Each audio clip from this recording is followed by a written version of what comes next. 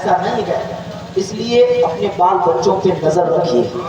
آج جو فتنہ ارتداد پھیل رہا ہے اس کی صرف اور صرف یہی وجہ ہے کہ ہم اپنے بال بچوں کی پرورش نہیں کرتے گئے. حالانکہ ہم دیکھتے گئے کہ ہمارے سامنے بغل میں بیترا پارک ہے, وہاں پہ کئی طرح کے جانور رہتے گئے. وہ جانوروں کو کس طرح سے پرواز کرنا سکھاتے گئے, کس طرح سے شکار کرنا سکھاتے گئے. وہ جب جانور ہو کر کے اپنے بچوں کی اچھے تربیت کر رہے ہیں, ہم انسان ہو کر کے اپنے بچوں سے لاپرواہ کیسے ہو سکتے ہیں؟ سوچنے کی بات ہے, غور کرنے کی بات ہے. درود پاک میں اللہم صلی علی سیدنا شفیعنا نبینا حبیبنا مولانا محمد طول والکرم وعلیہ الکرام وبرکہ کریم مبارک وسلم صلاۃ و سلام علیک یا رسول اللہ صلی اللہ تعالی علیہ وسلم. یہ چند اصلاحی باتیں ہیں. اس کے بعد میں بھی 2-3 شعر, چونکہ محفل میلاد ہے, میلاد میں اشعار کے طور پہ بھی آپ پیش کر سکتے ہیں اور حضور صلی اللہ تعالیٰ علیہ وسلم کی سیرت طیبہ بھی بیان کیا جا سکتا ہے. تو میں اشعار میں 2-3 شعر پیش کر رہا ہوں, بہت زیادہ آپ کو زحمت نہیں دوں گا. اگر واقعی آپ باذوق ہیں, میں نے سنا کہ آپ حضرات شاعروں کی جو ہے بہت قدردانی کرتے ہیں, اور یقیناً میں نے دیکھا بھی حضرت پڑھ رہے تھے, بہت عمدہ آواز میں پڑھ رہے تھے. اللہ تعالیٰ سلامت رکھے. اور بھی جو حضرات انتظار میں بیٹھے ہوئے ہیں ان کو بھی آج یا کل پرسوں ضرور موقع ملے گا. اللہ تعالیٰ سبوں کو سلامت رکھے. ہمارے بزرگ علماء کرام یہ بیٹھے ہوئے ہیں, ان کی دعاؤں کو لیتے ہوئے میں شعر پیش کر رہا ہوں, ملاحظہ فرمائیں. خوشی کے گل کھلانے آنا کے لال آئے ہیں. سبحان اللہ. ہم یہی سمجھیں کہ پیچھے آپ اس لیے رہتے ہیں تاکہ آپ آرام سے سو سکیں. بھائی نام کمانا اکثر مقصد نہیں ہے, مقصد یہ ہے کہ آپ میلاد میں حاضر ہیں تو حاضر کا ثبوت دیجیے.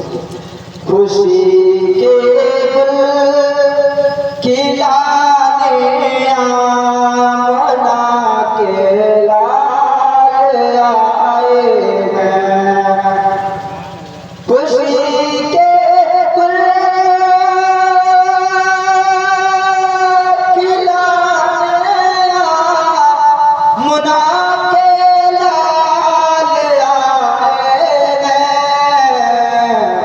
کہ روتوں کو ہنسانے آمنا کے لال آئے. سبحان اللہ, سبحان اللہ.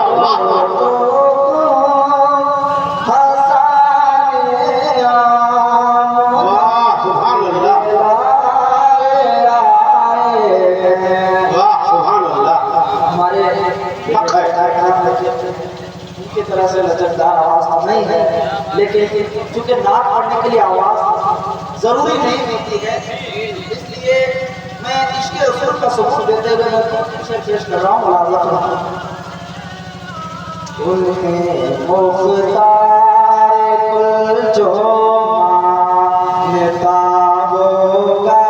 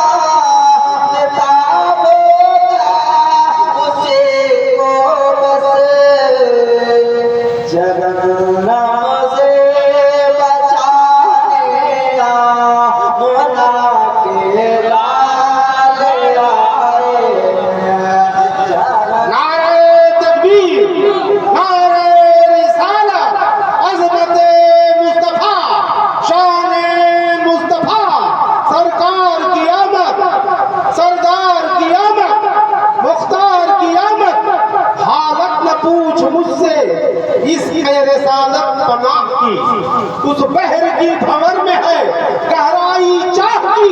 آواتے تھے جبرائیل تو رہتے تھے دم بخود. बनाते हैं। माशाअल्लाह, बहुत उम्दा। यहाँ के तमाम लोग जो है बहुत अच्छे अच्छे अशआर गाते हैं। अल्लाह ताला सबको सलामत रखे। और एक शेर नजर कर रहा हूँ, मुलाज़ा फरमाएं। छठे ज़ुल्मत के बादल आसमान कुफ्र से सारे, छठे ज़ुल्मत के बादल आसमान कुफ्र से सारे, छठे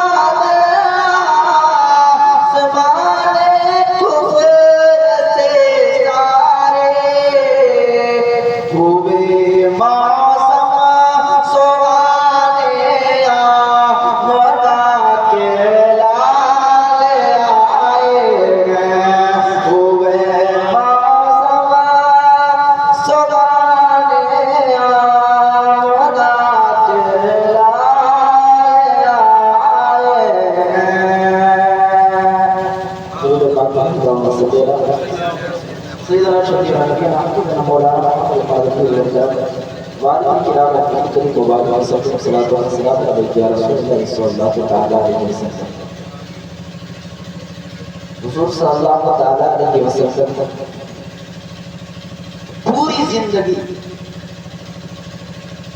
हम तमामी हजरात के लिए नमूने अमल है। नमूने अमल है, रोल मॉडल है। हम उनकी जिंदगी को देख करके अपनी जिंदगी को संवार सकते हैं,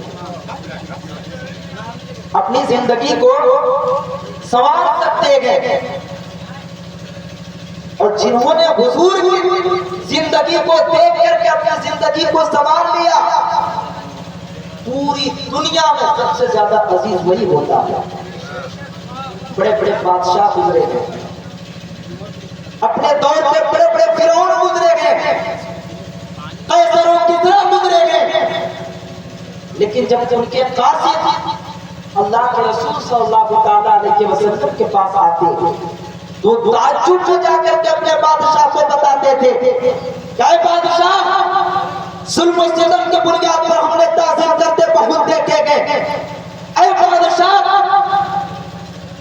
जुल्म, जबर और खौफ की वजह से ताज़ीम करते हमने तुम्हारे आमों देखे गए। लोग तुम्हारी ताज़ीम करते गए, तुम्हारे डर की वजह से ताज़ीम करते गए। लोग तुम्हारी इज्जत करते गए, तुम्हारे डर की वजह से इज्जत करते गए। लेकिन मैं एक ऐसी बस्ती से आया हूँ जहाँ पे लोग डर की वजह से इज्जत नहीं करते गए, जहाँ पे लोग किसी के डर और किसी के खौफ से इज्जत नहीं करते गए, बल्कि अपने दिल से इज्जत करते गए। जब वो वज़ू करते गए, अपने चेहरे मुबारक धुलते गए, तो पानी जमीन पे एक कतरा भी गिर नहीं पाता गए। चारों तरफ से सहाबा किराम लपक करके उस पानी को ले लेते गए और अपने चेहरे मुक़द्दस पे मर रहे होते गए।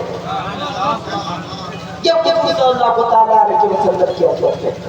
और उनके रोल मॉडल समझ कर अपनी जिंदगी गुजारने का नतीजा है कि बादशाहों के पास तज़किरे हो रहे हैं।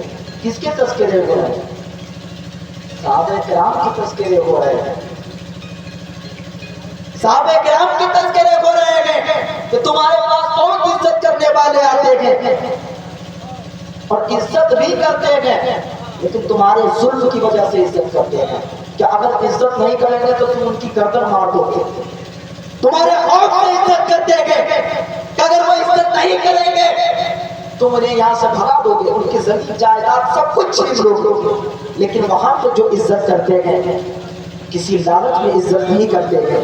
वहां पर जो इज्जत करते हैं, वहां पे किसी खौफ से इज्जत नहीं करते हैं, उनको किसी चीज का डर नहीं होता है, उसके बावजूद वो उसके पानी तक जमीन पे नहीं गिरने देते हैं और अपनी जान देने के लिए हमेशा तैयार रहते हैं कि या रसूल अल्लाह, आप सिर्फ हुक्म कीजिए, हम जान देने के लिए तैयार हैं। अब आप बताइए कि अरब के मुसलमान جو آپس میں لڑنے اور مرنے کے لیے 24 گھنٹے تیار رہتے تھے، ان کو اس طرح سے عاشق رسول اور اللہ تبارک و تعالیٰ کی بارگاہ کا اتنا بڑا دیوانہ کس نے بنا دیا؟ اللہ کے رسول صلی اللہ علیہ وسلم نے بتایا. اور حضور صلی اللہ علیہ وسلم کی جس طرح سے مکی زندگی لاجواب ہے، اس سے کہیں بہتر مدنی زندگی بھی لاجواب ہے. اس لیے کہ حضور صلی اللہ علیہ وسلم کی ہر آنے والی زندگی پہلی زندگی سے بہتر ہے. ہر آنے والی زندگی پہلی زندگی سے بہتر ہے. ظاہر سی بات ہے کہ مکے میں جو انہوں نے زندگی گزاری اس سے کہیں بہتر انہوں نے مدینے میں زندگی گزاری. اور یہ چیز آپ اپنے دماغ میں رکھ لیجئے کہ جہاں کہیں بھی حق بولنے والے موجود ہوتے ہیں تو ان کے مخالفین بھی ہوتے ہیں. حق بولنے والے جہاں کہیں ہوتے گئے ان کے مخالفین بھی وہاں پہ ہوتے گئے. سارے کے سارے لوگ حق بات کو تسلیم نہیں کرتے گئے. کچھ لوگ حق کو سمجھ نہیں پاتے گئے. کچھ لوگ جان بوجھ کر کے حقانیت کی مخالفت کرتے ہوئے نظر آتے ہیں. اللہ کے رسول صلی اللہ علیہ وسلم نے 40 سال زندگی گزاری. پورے عرب کے لوگ سب لوگ آپ کا سپورٹ کرتے تھے. سارے لوگ آپ کو لقب دیے تھے کہ یہ صادق ہے، یہ امین ہے. جو کفار اعلان نبوت کے بعد آپ کے دشمن ہو گئے، وہی کفار اعلان نبوت سے پہلے جب وہ باہر تجارت کرنے کے لیے جاتے تھے تو اپنے مال و دولت حضور صلی اللہ علیہ وسلم کی بارگاہ میں امانت کے طور پر پیش کیا کرتے تھے اور کہتے تھے اے محمد صلی اللہ علیہ وسلم، آپ کی امانت رکھ لیجئے، ہم تجارت سے آئیں گے تو آ کر کے ہم واپس لے لیں گے. لیکن آخر کیا بات تھی کہ حضور صلی اللہ علیہ وسلم نے اعلان نبوت کیا، صفا کے پہاڑی پر چڑھ گئے اور اعلان کیا کہ اے لوگوں سنو سنو، میں تمہاری جانب اللہ کے رسول صاحب بنا کر کے بھیجا گیا ہوں. اللہ تبارک و تعالیٰ نے تمہاری جانب ہمیں مبعوث کیا ہے. میں اللہ تعالیٰ کی جانب سے بھیجا گیا پیغمبر ہوں. سنو تم لوگ میری اطاعت کرو، تمہارے اوپر ضروری ہے کہ اللہ تعالیٰ کے حکام کی تم پیروی کرو. تمام لوگوں نے سنا سنا کہ تم اس لیے مجھے بلائے تھے. سارے کے سارے لوگ پھر گئے. جو لوگ آپ کو اس سے پہلے صادق و امین کہا کرتے تھے وہ تمام لوگ آپ کے مخالف ہو گئے. اور جہاں جہاں اعلان اور جہاں جہاں آپ تبلیغ کیا کرتے یہ سارے لوگ جا کر کے وہاں پہ مخالفت کیا کرتے تھے. آپ کو طرح طرح سے ظلم کا نشانہ بنایا کرتے تھے، طرح طرح سے آپ کو سزایا کیا کرتے تھے. یہاں تک کہ ایک رات نوبت ایسی آتی ہے کہ قریش نے مشورے کے لیے ایک ہال منعقد کر رکھا تھا. اس کو آپ اس دور کے پارلیمنٹ کہہ سکتے تھے. اس ہال میں تمام قریش کے سرداران اکٹھے ہوتے تھے اور اکٹھے ہو کر کے مشورہ کرتے ہیں کہ دن بدن محمد صلی اللہ علیہ وسلم طاقتور ہوتے چلے جا رہے ہیں، لوگ پہ کلمہ پڑھ کر کے مسلمان ہوتے چلے جا رہے ہیں. آخر کس طرح سے روکا جائے؟ آج بھی جہاں پہ اسلام دشمن ہے وہاں کے پارلیمنٹوں میں کچھ اسی طرح کے منصوبے بن رہے ہوتے ہیں. اسی طرح کے منصوبے بن رہے ہوتے ہیں کہ کس طرح سے اسلام اور مسلمانوں کو مٹایا جائے. اس دور میں بھی فارغ قریش نے مشورہ کیا، دار الندوہ میں اکٹھے ہو گئے، کہا کہ ایسے کام نہیں چلے گا. کچھ لوگوں نے مشورہ دیا کہ ان کو یہاں سے ملک بدر کر دیا جائے، تو کہا کہ نہیں، اس سے کچھ ہونے والا نہیں ہے، جہاں جائے گا اس کے اندر وہ خوبیاں ہیں کہ جہاں بھی یہ جائیں گے وہیں اپنے گرویدہ اور دیوانے پیدا کر لیں گے، وہیں پہ وہ تبلیغ کرنے شروع کر دیں گے، وہیں پہ ان کے فالوور بڑھتے چلے جائیں گے۔ اس لیے یہ جو منصوبہ ہے، یہ جو مشورہ ہے، یہ قابل قبول نہیں ہے۔ کسی نے کہا کہ ایسا کیا جائے کہ ان کو قتل کر دیا جائے، کہا کہ اچھا، کون تیار ہوگا اکیلے قتل کرنے کے لیے؟ تمہیں پتہ نہیں ہے کہ کعبہ شریف کے خدمتگار انہی کے خاندان والے شروع سے چلے آئے ہیں، پوری دنیا کے لوگ ان کو عزت کی نگاہ سے دیکھتے ہیں۔ اگر تم میں سے کوئی ان کو قتل کرنے کے لیے تیار ہوتا ہے تو اس کے خلاف پوری دنیا کے لوگ اکٹھے ہو جائیں گے، کون ہے جو قتل کرے گا؟ کہا کہ یہ بھی منصوبہ ہے، اب کیا کیا جائے؟ منصوبہ بنایا جائے، ایسا کیا جائے کہ تمام قبیلوں کے سرداران اکٹھے ہو جائے اور تمام سرداران مل کر کے ان کے گھر کا محاصرہ کر لیا جائے اور گھیر کے اجتماعی طور پر ان کو نیست و نابود کر دیا جائے۔ معاذ آپ بتائیے، اللہ کے رسول اللہ تعالیٰ کی جانب سے سب سے معزز شخصیت ہوا کرتی ہے، سارے لوگوں میں سب سے عزیز ہوا کرتے ہیں، لیکن ان کے خلاف یہ منصوبے گڑھے جا رہے ہیں کہ ان کو قتل کیسے کیا جائے۔ یہ مشورہ، اس مشورے پہ سب لوگ متفق ہوتے ہیں، گھر کا گھیراؤ بھی کر لیتے ہیں۔ اللہ کے رسول صلی اللہ علیہ وسلم کے ساتھ حضرت علی بھی موجود تھے۔ اللہ کے رسول صلی اللہ علیہ وسلم نے فرمایا، اے علی، تم میری بستر پر سو جاؤ۔ اب مکہ والوں نے مجھے یہاں پہ جینا عاجز کر رکھا ہے، یا جو سمجھئے کہ تبلیغ دین کی راہ میں کے رکاوٹ آئے ہیں، اللہ تعالیٰ کے حکم کے نفاذ کے لیے یہ لوگ رکاوٹ بنے ہوئے ہیں۔ اس لیے اللہ تعالیٰ کا حکم آیا ہے کہ اب ہم یہاں سے ہجرت کر کے کہیں اور چلے جائیں۔ حضرت علی نے کہا کہ ٹھیک ہے، آپ جیسا کہتے ہیں، جو آپ کا حکم ہے ہم اس پر عمل کرنے کے لیے تیار ہیں۔ حضور صلی اللہ علیہ وسلم کی چادر لے کر کے حضرت علی سونے ہی والے تھے۔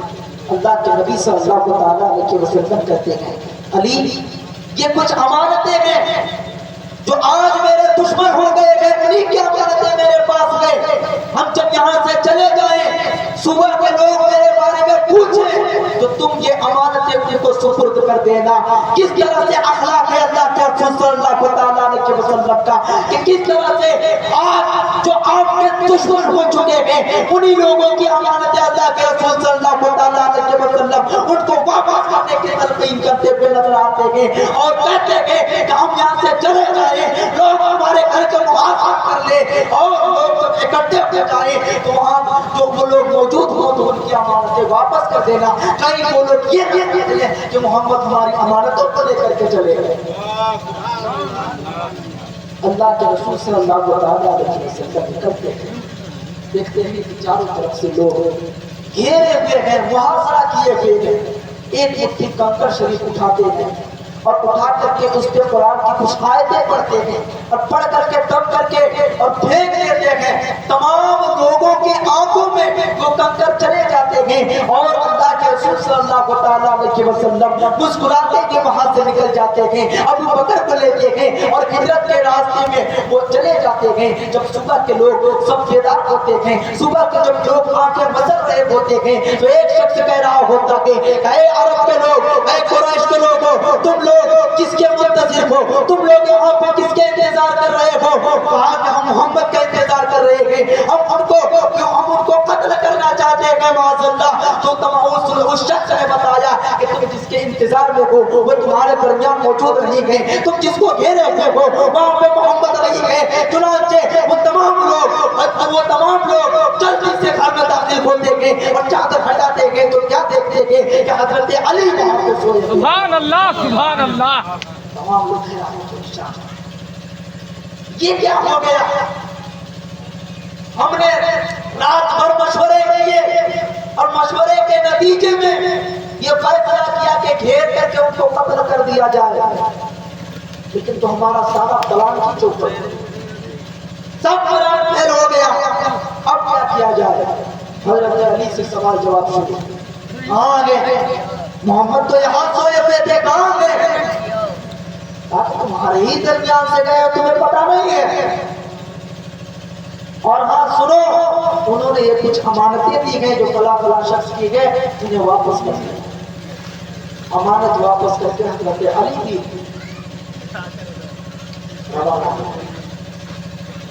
اللہ کے رسول صلی اللہ علیہ وسلم اپنے ملک کو چھوڑ کر کے کسی دوسرے ملک میں جا رہے ہیں، اور یہ اسی کو ہجرت کہتے ہیں، اور ہجرت بہت سے انبیاء کرام نے کیا۔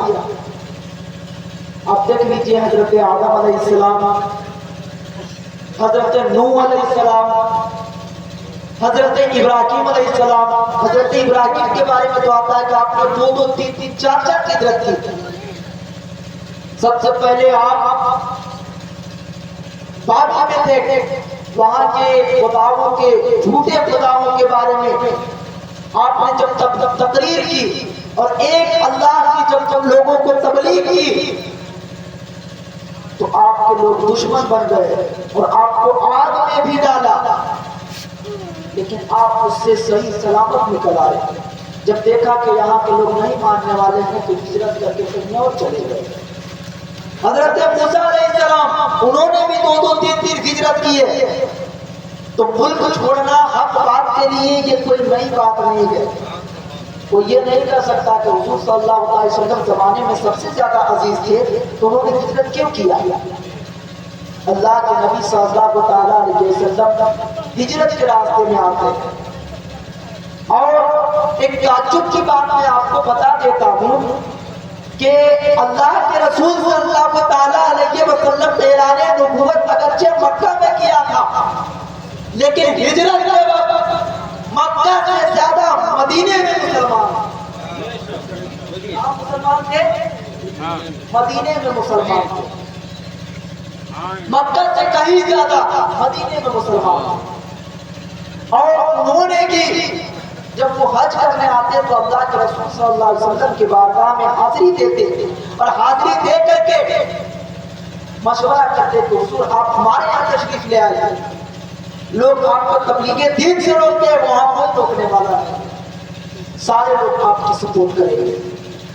طائف میں آپ کو لوگوں نے اس قدر ستایا کہ آپ کا پورا جسم خون سے لہولہان ہو چکا تھا اور آپ کی جوتیاں مبارک خون سے بھرے ہوئے تھے۔ ایسے عالم میں اللہ کے رسول صلی اللہ علیہ وسلم نے امت کے لیے دعائیں دی اور کہا کہ اگرچہ یہ مسلمان نہیں ہوتے گئے لیکن ان کی آل اولاد مسلمان ضرور ہوں گے۔ اس امید کے لوگوں کی دعائیں دیتے ہوئے گزر گئے۔ حضرت ابو بکر صدیق اور حضور صلی اللہ علیہ وسلم ہجرت کے لیے نکلتے گئے۔ راستے میں غار حرا میں قیام کرتے گئے۔ کفار قریش جو اس وقت دشمن اسلام کا کردار نبھا رہی تھی، وہ تمام کے تمام لوگ آپ کا پیچھا کرتے گئے، لیکن غار ثور میں آپ چھپے ہوئے تھے، کسی کو کان و کان بھنک تک نہ لگے کہ یہاں پہ کوئی انسان بھی ہو سکتا ہے۔ معزز سامعین کرام، اسی طرح سے وہاں سے نکلتے گئے۔ غالباً روایتوں میں آتا ہے کہ وہاں پہ 3 دن قیام کیا، بعض روایتوں میں آتا ہے کہ 7 دن قیام کیا۔ بہرحال وہاں سے آپ چلتے گئے اور جاتے جاتے راستے میں ایک عورت رہا کرتی تھی، ام معبد۔ جب بھوک اور پیاس لگی، جو راستے کے کھانے پینے کے سامان لیے ہوئے تھے سب ختم ہو گئے، تو ام معبد کے یہاں پہنچے۔ کیا دیکھتے ہیں کہ وہاں پہ سب سارے لوگ بھوک کا شکار ہیں، ان کے جو شوہر تھے وہ کہیں رزق کی تلاش میں نکلے ہوئے تھے، وہاں جا کر کے پوچھا کہ یہ بکری یہ کیسی ہے؟ ساری بکریاں تو چرنے جاتی ہیں، کس کا کیا حال ہے؟ کہا کہ یہ بیمار ہے، یہ چل نہیں سکتی ہے، اس وجہ سے یہی کھڑی رہ گئی ہے اور اپنی موت کا انتظار کر رہی ہے۔ اللہ کے رسول صلی اللہ علیہ وسلم نے حکم دیا کہ اگر تم اجازت دو تو ہم اس بکری کو دھونا چاہتے ہیں۔ معبد مسکرانے لگتی ہے اور کہتی ہے کہ کیسی بات کر رہے ہیں؟ جو بکری اپنی کمزوری کی وجہ سے چل پھر نہیں سکتی ہے، جو بکری اپنی کمزوری کی وجہ سے چلنے تک نہیں جا سکتی ہے، وہ بھلا دودھ کیسے دے سکتی ہے؟ آپ یہ ساری باتیں کہتے ہیں کہ آپ دیکھ لیجئے اگر دودھ نکل آئے تو آپ پریاس کر سکتے ہیں، آپ کوشش کر سکتے ہیں۔ اللہ کے رسول صلی اللہ علیہ وسلم اس بکری کے تھنوں پہ اپنے ہاتھ مبارک رکھ کے دست مبارک پھیر دیتے ہیں۔ جو بکری اپنی کمزوری کے باعث چل کر تک نہیں سکتی تھی، اس بکری کا عالم یہ ہو گیا کہ سارے کے سارے لوگ اس بکری کے خون سے سیراب ہو گئے۔ اور جب دوسری مرتبہ اللہ کے رسول صلی اللہ علیہ وسلم نے اپنے دستے اقدس پھیرا گئے تو اس کے بعد معبد کے گھر میں جتنے برتن تھے وہ سارے کے سارے برتن پُر ہو جاتے گئے، سارے کے سارے برتن بھر جاتے گئے۔ معزز سامعین کرام، یہ معجزہ اللہ کے رسول صلی اللہ علیہ وسلم نے ہجرت کے دوران دکھائی اور معبد کو حیران و پریشان ہے کہ یہ بکری کے جو چلنے بھی نہیں جا سکتی ہے، یہ بکری کے جو چل پھر نہیں سکتی ہے، اس بکری کے عالم یہ ہے کہ یہ دودھ اتنی دیتی ہے کہ سارے لوگ سیراب ہو جاتے ہیں اور اس کے ساتھ ساتھ یہ بکری جو کہ تمام برتنوں کو بھر دیتی ہے اور جب ان کے شوہر آتے ہیں کہتے ہیں کہ یہ دودھ کا دریا کہاں سے بہا ہے تو ہمیں معبد کہتی ہے کہ ایک صحابہ کرام شخص اس راستے سے گزرے تھے، انہیں کی بربت ہے کہ یہ دودھ جو ہے یہ برتن جو ہے دودھ سے بھر پڑے ہیں اور سارے لوگ سیراب ہو چکے ہیں۔ سبحان اللہ، یہ حضور صلی اللہ علیہ وسلم کے معجزے ہیں۔ اگر حضور چاہتے تو تمام کفار عرب نیست و نابود ہو سکتے تھے، لیکن اللہ کے رسول صلی اللہ علیہ وسلم نے کسی کے لیے بددعا نہ کی، کہا کہ ہم اپنا گھر چھوڑ دیں گے، ہمیں قبول ہے، ہم اپنا گھر چھوڑ دیں گے، مال و دولت چھوڑ دیں گے، دوست احباب اور جو رشتہ دار ہمارے دشمن بن چکے ہیں ہم ان کو چھوڑ دیں گے۔ اللہ کے رسول صلی اللہ علیہ وسلم سب کچھ چھوڑنے کے لیے تیار ہو جاتے ہیں۔ کس چیز کے لیے؟ دین کی تبلیغ کے لیے، شریعت مطہرہ کی تبلیغ کے لیے۔ آج جس چیز سے ہم اور آپ 200 دور بھاگتے ہوئے نظر آتے ہیں، اسی کی تبلیغ کے لیے اللہ کے رسول صلی اللہ علیہ وسلم نے اپنی ساری جائیداد چھوڑ دی، یہاں تک کہ مکے کے لوگ آپ کے ہاتھ میں سونے چاندی کے انبار لگانے کے لیے تیار تھے کہ آپ جو ہے آپ کو جو کرنا ہے کیجئے، صرف ہمارے جو جھوٹے خدا کے جھوٹے بت ہیں ان کی مخالفت سے نہ کیجئے، ہم سونے چاندی کے انبار لگائیں۔ لیکن اللہ کے رسول صلی اللہ علیہ وسلم نے کہا کہ اللہ کا حکم جو ہے میں لوگوں تک پہنچا کر کے رہوں گا، اور تم اگرچہ تم سونے چاندی کی بات کرتے ہو، اگر تم میرے ہاتھ میں چاند اور سورج لا کر کے دے دو اس کے باوجود میں اس کو ٹھکراتا تو نظر آؤں گا، اور میں اللہ تعالیٰ کے حکم کو تمام لوگوں تک پہنچاتا تو نظر آؤں گا۔ آپ نے سونے چاندی کو ٹھکرا دیا، بادشاہ کو ٹھکرا دیا، خوبصورت سے خوبصورت عورت کو ٹھکرا دیا۔ تمام کفار آپ کے لیے متفق تھے کہ آپ صرف ہمارے جھوٹے خداؤں کے خلاف تقریر نہ کریں، اس کے علاوہ آپ جو کرنا ہے آپ کو کیجیے، ہم دولت بھی دے رہے ہیں۔ اللہ کے رسول نے کہا کہ ہم دولت کی لالچ دیتے ہو، لو میں نے زمین جائیداد چھوڑ دیا، اپنی دولت کو چھوڑ دیا، گھر بار کو چھوڑ دیا، اور میں ہجرت کر کے مدینے کی طرف نکل پڑتا ہوں۔ اگر تمہیں نہ کہا ہے کہ اپنے گھر بار کو نہیں چھوڑ سکتا ہوں تو دین اسلام کی تبلیغ کی راہ میں ساری چیزوں کو قربان کرنے کے لیے تیار ہوں۔ اللہ کے رسول حق ہے۔ اللہ کے رسول صلی اللہ علیہ وسلم ساری چیزوں کو قربان کر کے مدینے کی طرف روانہ ہوئے اور مدینے کے لوگ بھی اللہ کے رسول صلی اللہ علیہ وسلم کے عشق میں انتہا پر پہنچے تھے۔ ان کا حال یہ ہے کہ کئی مہینوں سے صرف اس ہاتھ میں راستے میں بیٹھے تھے کہ اللہ کے رسول صلی اللہ علیہ وسلم کس راستے سے کئی مہینوں سے۔ اور اس دور میں موبائل ٹیلی فون تو تھا نہیں کہ فون کرتے کہاں ہے۔ اس دور میں صرف اور صرف لوگ راستہ دیکھا کرتے تھے کہ کدھر سے آئیں گے، بس کتنی خبر تھی کہ حضور آ رہے ہیں۔ صبح شام لوگ ٹولیوں میں جاتے تھے تو ہو سکتا ہے کہ سب سے پہلے ہم زیارت کریں۔ اور آج حال یہ ہے کہ ایک ٹولی کو جنہوں نجدی اور وہابی کہتے ہیں، حضور کی آمد سے ان کو چڑ کرتے ہیں۔ ہم اگر حضور کی آمد کے تذکرے کرتے ہیں تو ان کو چڑ ہوتی ہے، پریشانیاں ہوتی ہیں، لیکن صحابہ کا حال یہ تھا کہ حضور کی آمد کے لیے وہ مدینوں سے منتظر تھے۔ ہر بات چھوڑ کر کے وہ راستوں میں منتظر ہیں، انتظار کر رہے ہیں کہ کس طرح سے سب سے پہلے ہم حضور صلی اللہ علیہ وسلم کی زیارت کریں۔ جب حضور صلی اللہ علیہ وسلم مدینے میں داخل ہوئے تو آپ سب سے پہلے شہر مدینہ یا مدینے کے بستی میں داخل نہیں ہوتے بلکہ اس کے بالائی حصے، اس کے اوپری حصے میں داخل ہوتے ہیں جس کو قباء کہا جاتا ہے، وہاں داخل ہوتے ہیں اور وہاں جا کر کے نماز ادا کرتے ہیں اور وہاں پہ ایک مسجد کی تعمیر کرتے ہیں۔ وہ آج بھی مسجد ابھی موجود ہے، مسجد قباء کے نام سے۔ اللہ کے رسول صلی اللہ علیہ وسلم نے سب سے پہلے مدینے میں جا کر کے سب سے پہلا کام اگر انہوں نے کیا ہے تو انہوں نے مسجد کی تعمیر کی، مسجد کی تعمیر کی ہے۔ اس کے بعد وہاں پہ بھی کچھ دن رہتے ہیں، وہاں سے پھر چل جاتے ہیں۔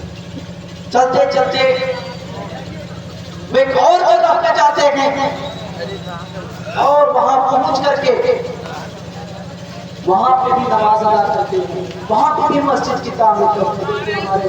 ہمارے علامہ مولانا غفران رضا صاحب حضری تشریف لا چکے ہیں، حضرت کا استقبال ہے۔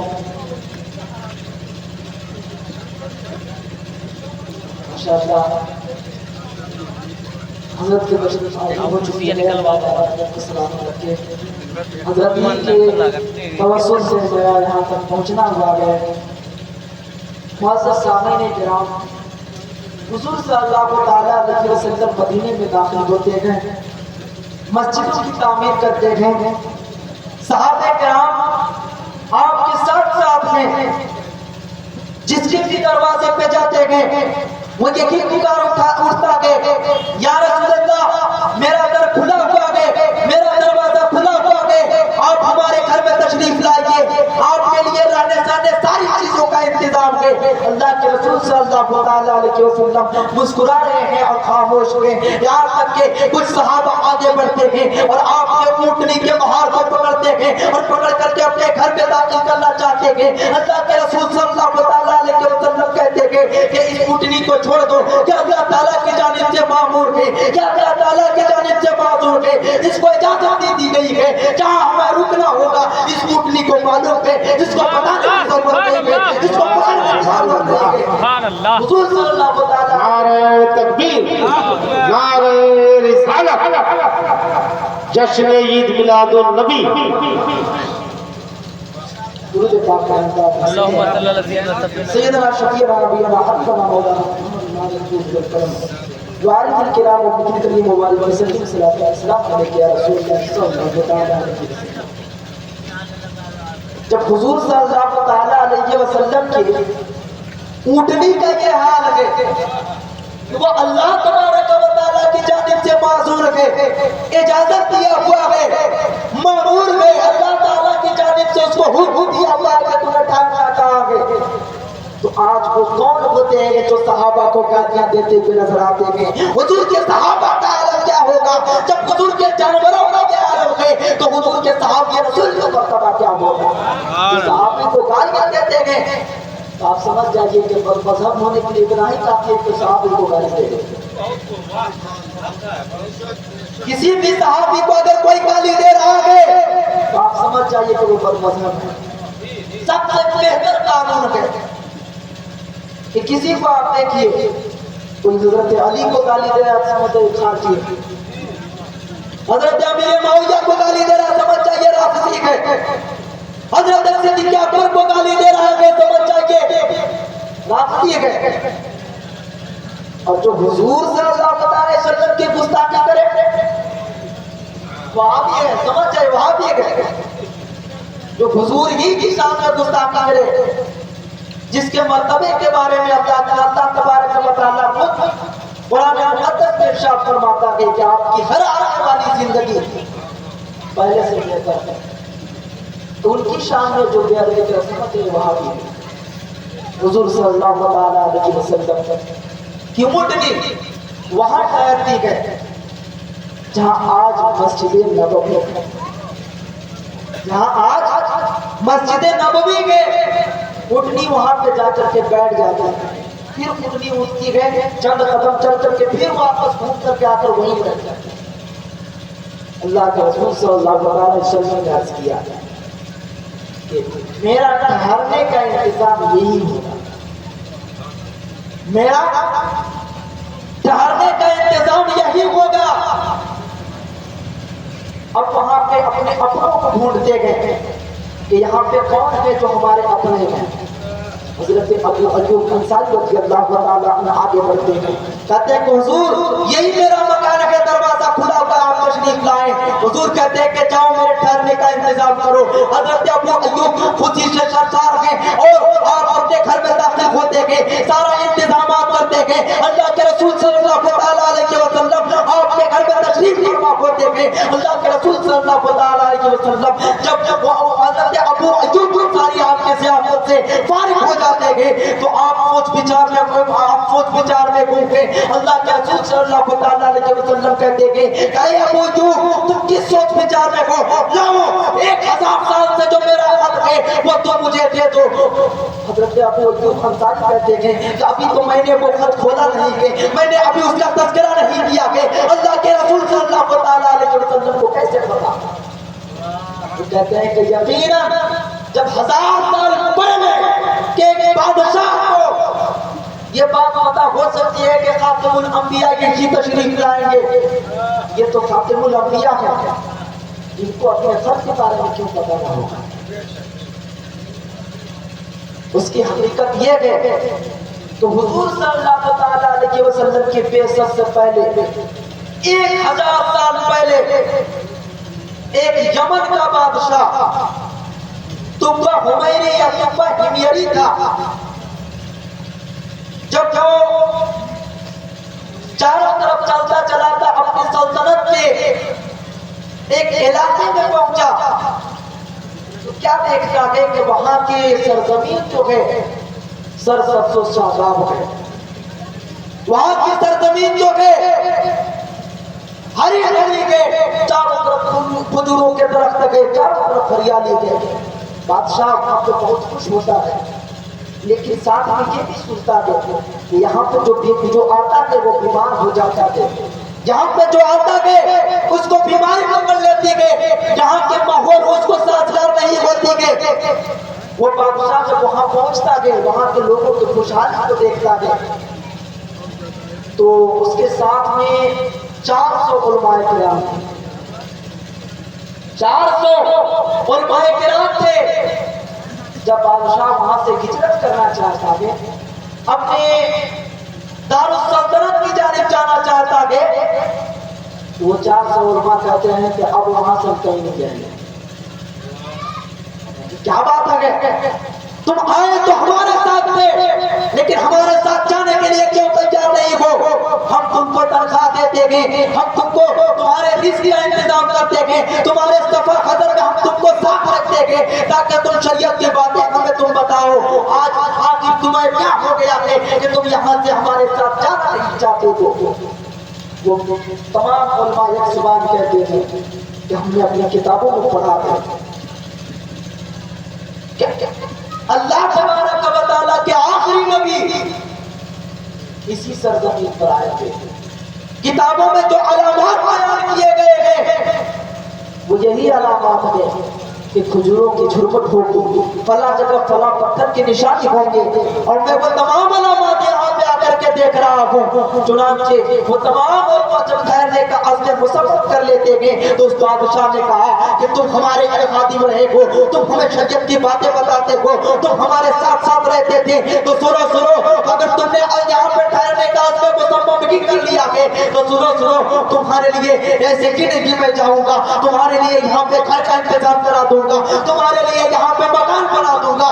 چنانچہ اس بادشاہ نے تمام علماء کے لیے وہیں پہ گھر بنواتا گئے اور تمام علماء کی بارگاہ میں ایک غلام رہتا گئے کہ خدمت کے لیے تمہارے غلام ہے, اور تم یقین پہ رہو تمہارے کھانے پینے کو جو بھی کمی ہوگی میں یمن سے بھجوا دیا کروں گا. تمام علماء کرام ٹھہر جاتے ہیں.